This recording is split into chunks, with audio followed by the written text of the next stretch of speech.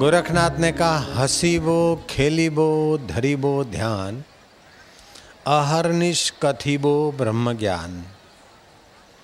हंसते खेलते चिंतन की धारा उन्नत कर दो, अहरनिश ब्रह्म परमात्मा की चर्चा सुनो सुनाओ। सिंधी जगत के महापुरुषों ने कहा, जहाँ पसण पिरिन जो जहाँ पिरिन संधि पचार, तिन बिनी खाधार कादृश लकें खे न करे। या तो प्रभु मैं तेरी लीला को तुझे निहारूं, या तो तेरी लीला को निहारूं, या तो तेरी लीला का बयान करने वाले प्यारे संतों को निहारूं, उन्हीं का संग दिया कर। नर्स को देखते तो हॉस्पिटल याद आती है, और खाकी वर्दी वालों को देखते तो थाना याद आता है, काले कोट वाले को देखते तो कोर्ट कचहरी याद आती है, और बाबा को देखते तो तेरी याद आती है ना यार। कबीरा दर्शन संत के, कबीरा दर्शन संत के, साहिब आवे याद, साहिब आवे याद। लेखे में वो ही घड़ी, लेखे में वो ही घड़ी, बाकी के दिन बाद, बाकी के दिन बाद। हरि हरि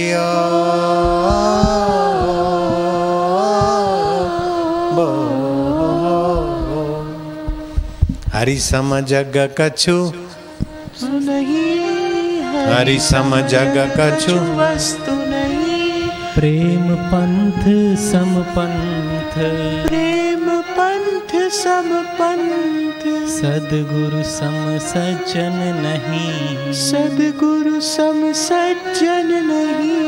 गीता सम नहीं ग्रंथ, गीता सम नहीं ग्रंथ। हरि हरि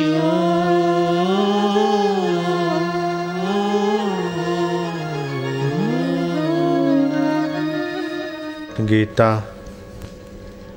भगवान की अनुभव पोथी है। श्रीमद् भागवत व्यास जी की समाधि भाषा से युग युगांतर की भगवत लीलाओं का वर्णन करने वाली वाणी है। श्रीमद् भागवत की कथा से भगवान के स्वरूप का भान, जीव के स्वरूप का ज्ञान और संसार के नश्वरता का भान करा के इस माया दलदल में, षड्विकारों में, जन्म मृत्यु जरा व्याधि में फंसे हुए जीव को सब दुखों से सदा के लिए निवृत्ति और परम सुख की प्राप्ति कराने वाली भगवत रस से संपन्न कथाएं। व्यास जी ने 17 पुराण रच डाले। फिर भी व्यास जी को लगा कि मेरा लोक मांगल्य का कार्य कुछ अधूरा सा लगता है। सेवा करके जो पूर्णता का एहसास होना चाहिए, आत्मतृप्ति संतोष होना चाहिए, वो नहीं लग रहा। तब नारद जी ने कहा कि आपने कलयुग के दोषों को ख्याल में रखते हुए शराबी, कबाबी और दुराचारी लोगों को भी धर्म में लगाने के लिए कुछ छूट छाट और कुछ नियम व्रत में व्यवस्था बताई।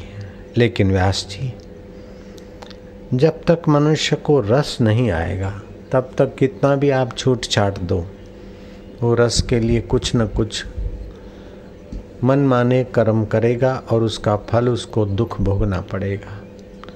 इसलिए मनुष्य जीवन की मांग है रस, क्योंकि उसका मूल स्वरूप रस स्वरूप ईश्वर से प्रकट हुआ है। रसो वैसा वैश्वानर। तो व्यास जी भगवान का जो प्रेम अवतार है, रसमय अवतार है, वह श्री कृष्ण अवतार का आप चिंतन करते करते समाधिस्थ होइए और युग युग में श्री कृष्ण की हास्य रस, वीर रस, बाल रस्य, कारुण्य रस, लीला रस, भिन्न भिन्न रसों के द्वारा जीव जो भगवत कथा सुनेगा तो उसको रस आता जाएगा और भगवान के स्वरूप का भान होता जाएगा। और एक बार भगवान की महिमा का पता चल जाए, अथवा जगत की तुच्छता का ठीक से ज्ञान हो जाए तो जीव बेचारा बंधनों से मुक्त हो जाएगा, पीड़ाओं से, तनावों से, कष्टों से इसका मंगल होगा। भगवान व्यास को नारद जी के वचन सारगर्भित लोक मांगल्य से संपन्न आत्मसात करने जैसे लगे। व्यासदेव ने एकांत आश्रम में उस महापुरुष जब आए, स्वागत किया, गए, विदाई दी। जाने वाला जाए तो सज्जनता इसी में है कि अपन भी 5-25 कदम उसके साथ उसको विदाई करना, ये शालीनता है। व्यास जी ने नारद जी को विदाई भी दी शालीनतापूर्वक। व्यास भगवान 8-8 घंटे समाधि करने में अभ्यस्त थे। उस महापुरुष ने संकल्प किया कि भगवान युग युग में अवतार लेकर आते हैं, मंद सुगंध हवाएं चलती हैं, दिशाएं मंगल मैं भगवान का मानो दीदार करने के लिए अपने पूरे उत्साह से उभर आती है। पक्षियों के किलोल, फूल खिले, धरती में सार तत्व की अधिकता, यहाँ तक कि गौएं चारा चुगना भूल जाए और कृष्ण को निहारने लग जाए, बछड़े दूध पीना भूल जाए और टकुर टकुर देखते रहे। ऐसा प्रेमा अवतार कैसे कैसे धरती पर आता है और क्या क्या लीलाएं करता है। इस संकल्प से वो महापुरुष समाधिस्थ हुए।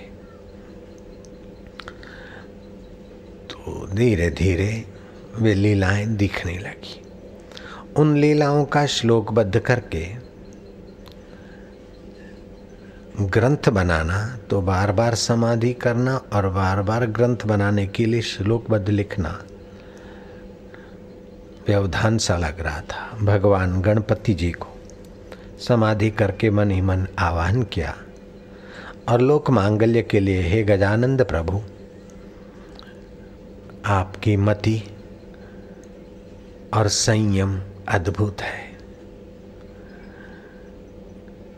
पार्वती से बढ़कर कोई सती साध्वी नहीं और गणेशात परो वशी ही। गणेश जी से बढ़कर कोई इंद्रिय संयम में बराबरी नहीं कर सकते। आप संयम की मूर्ति और आपके नाम का गम गणपतये नमः जप करने वाले के विघ्न हटाने की मति, गति और उसकी आभा तैयार हो जाती। प्रभु, मुझे इस लोक मांगल्य में आप सहायता करिए। गणपति जी ने सहर्ष व्यास जी का सुझाव स्वीकार किया। व्यास जी समाधि में बोलते जाए और भगवान गजानंद लिखते जाए। लिखते लिखते 18,000 श्लोक, जिसके 12 स्कंद बने, 335 अध्याय बने। वह ग्रंथ हुआ श्रीमद् भागवत। भागवत के 4 नाम, एक तो श्रीमद् भागवत, दूसरा भागवत महापुराण, 17 पुराण, लेकिन ये भागवत भगवत रस से, भगवत सुख से, भगवत माधुर्य से, भगवत तत्व से भरा हुआ और जीवों को हंसते खेलते ध्यान ज्ञान गोपियों की नाएं। गोपी का अर्थ है योगी समाधि करता है तब परमात्मा शांति का सुख पीता है, लेकिन गोपियां खुली आंख रस पी रही है। गोप और गोपियों की विशेषता है कि इंद्रियों के द्वारा भी वह भगवत रस, भगवत आनंद पा रहे हैं।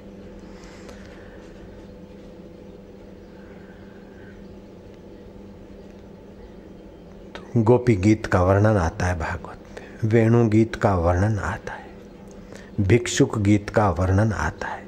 गीत गाते गाते समाधि का सुख। गा रहे हैं गीत और योगी तो आंख मूंदो, कान चुम बंद करो, समाधि करो, सन्नाटे में रहो, तब रस पाते हैं, लेकिन ये गीत गाते गाते भगवत रस पाए। ऐसा ग्रंथ है, इसलिए इसका नाम है श्रीमद् भागवत महापुराण। तीसरा नाम है परमहंस संहिता। शुकदेव जी मुनि इतने उच्च कक्षा के समाधिनिष्ठ महापुरुष कि जब चलते जा रहे हैं तो पिता व्यास जी, बेटा बेटा कहाँ जा रहे हो पुत्र?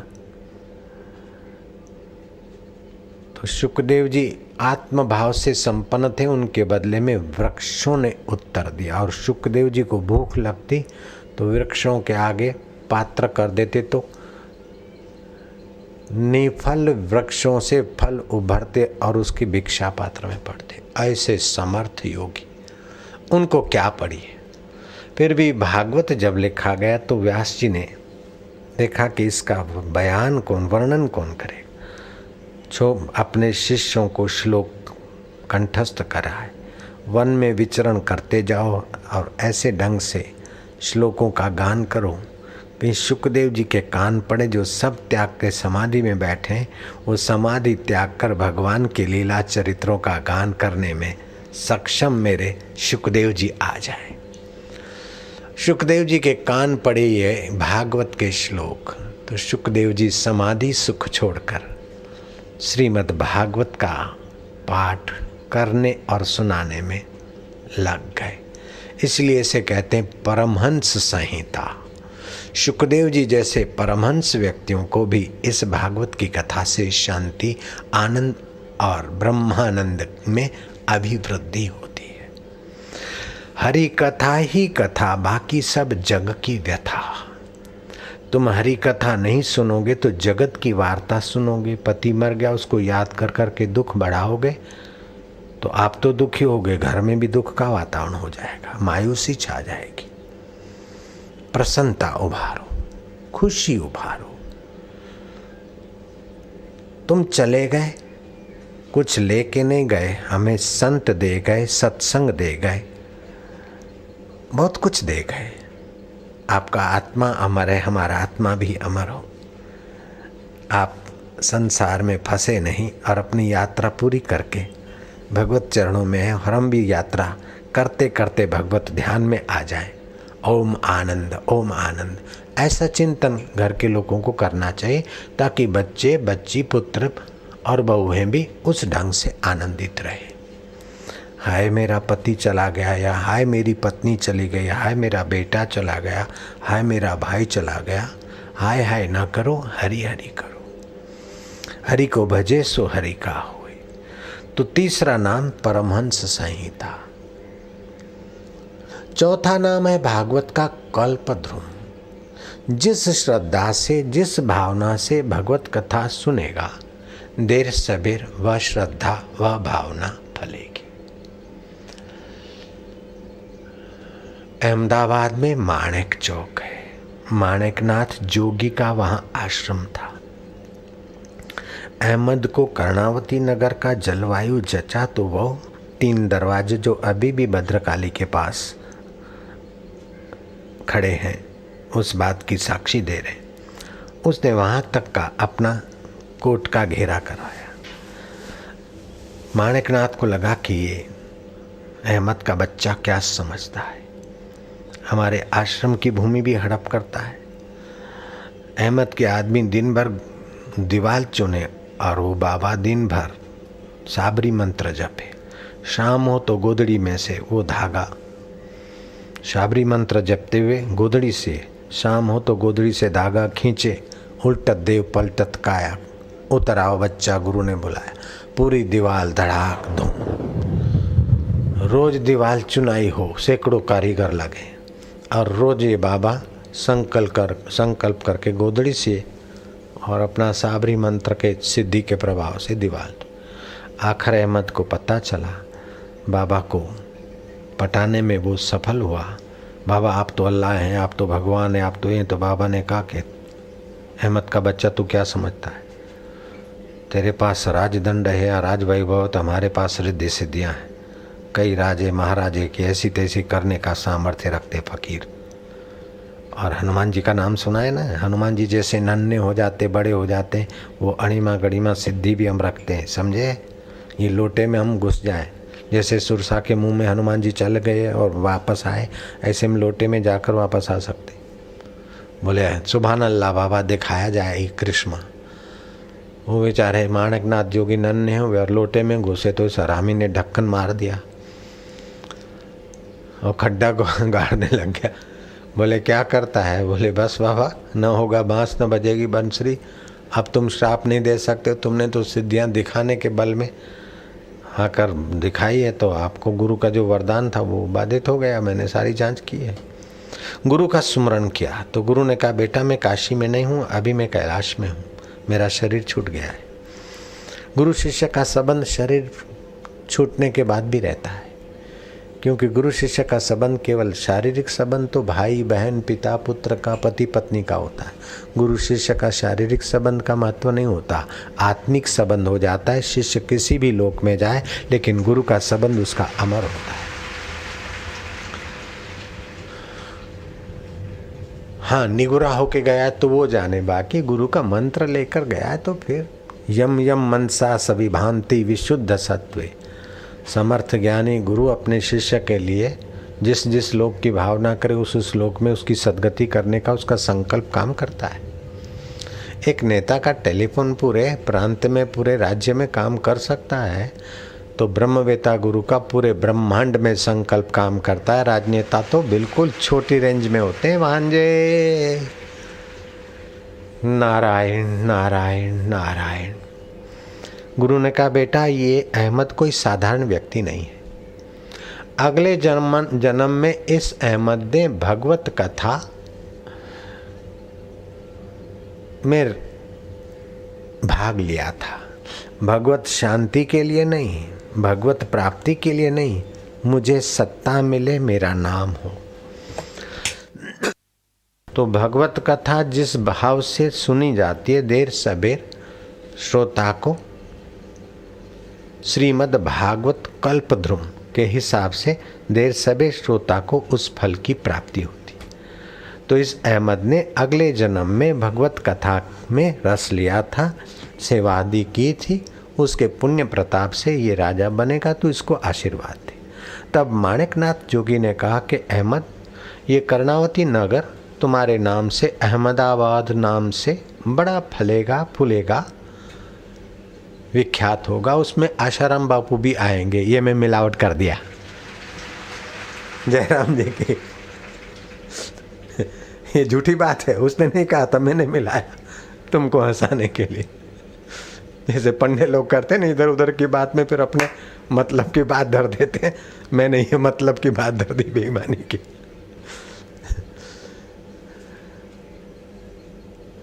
तो वो अहमदाबाद नगर तेरे नाम से फलेगा फूलेगा। तूने अगले जन्म में भगवत कथा की सेवा की। भगवत कथा श्रवण मुक्ति के लिए नहीं, लेकिन यश और सत्ता के लिए किया था, वो तेरा पुण्य फला है। आज भी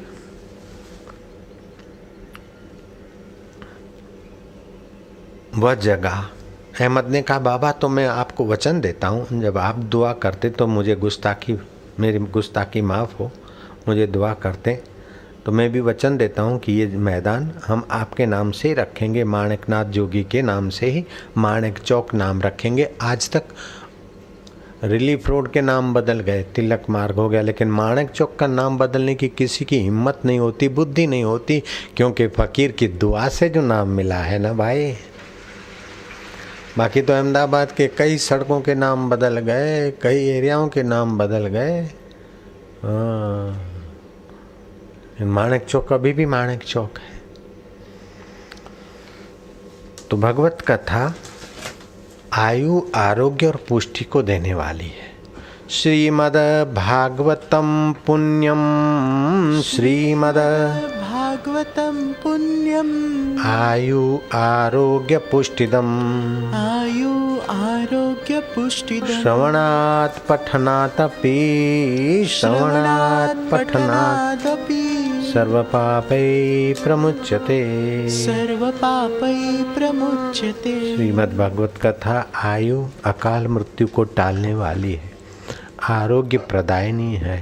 श्रवण मनन और सुनने से अकाल मृत्यु से तो पार होता है, लेकिन व्यर्थ के पाप तापमय चिंतन से, अशांति से भी जीव बच जाता है।